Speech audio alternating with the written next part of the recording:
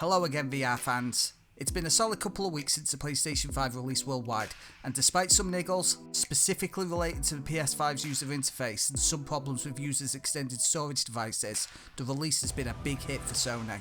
But how does the PSVR fit inside the new ecosystem? Well, as we know, Sony's Blood and Truth got a big patch that increased the game's performance and visuals on PS5, and if you came into the PS5 from an OG PS4, the boost was huge. But what about other titles? Well, today we're going to take a look at a few other games that were touted as getting improvements in some shape or form on the new console, so let's jump straight in.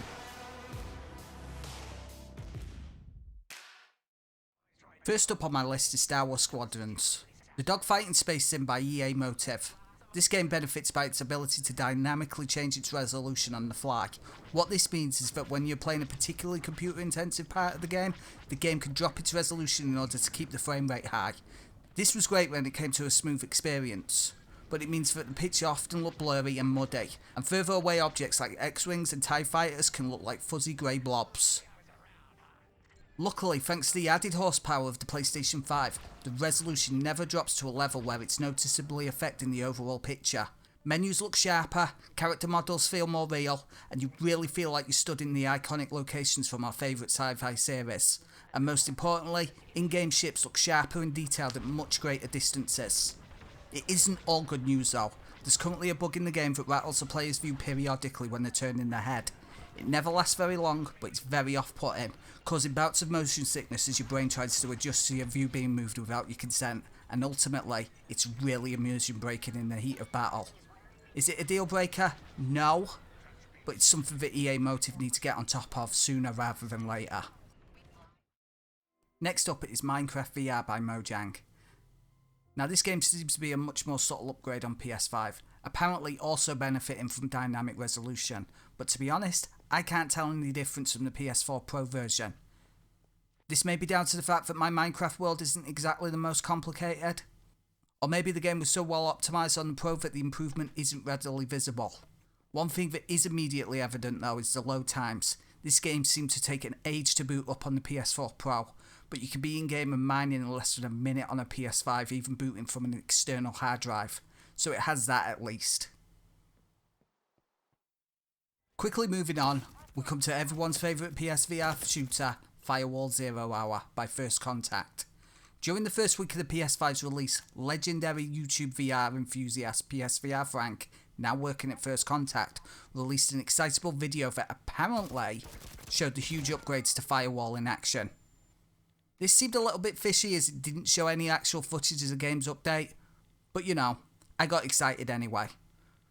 When loading into the game, the menus definitely seem clearer, but beyond that, I'm struggling to see any real difference. The game is still very blurry with AA applied, which makes it difficult to tell if there's been any improvements at all. Some objects seem to have improved shaders applied to them, but I can't help but think that maybe they were there in the first place and I'm only noticing them now because I'm trying to look for them. Textures are still muddy inside the environments, but player guns and character models look fine. All in all, this is a very underwhelming upgrade. It's still a great game and I think everybody should try it, and if you're coming from an OG PS4, you're likely to see some kind of boost. But honestly, Frankie, come on! We miss you, by the way.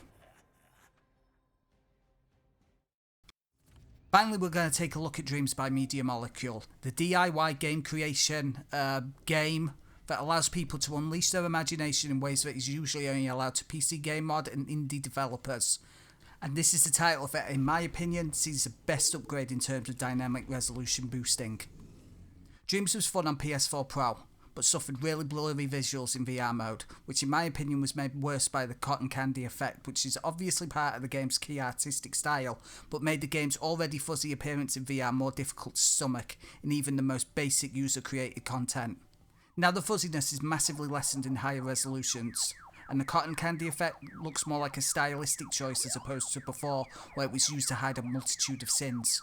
All creations are sharp and look great, and some of the more ambitious games and scenes that couldn't be loaded in VR mode at all now take full advantage of the PS5's horsepower and genuinely look stunning.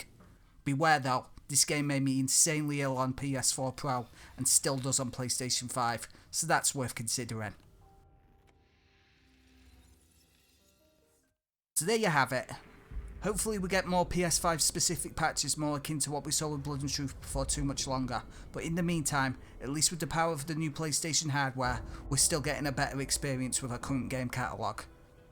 Thanks for watching, and if you're interested in more PlayStation VR fun, then why not help me out and smash the like and subscribe button so we can hit my target of 50 subscribers before the end of the year, and maybe I will see you in the next video. Bye!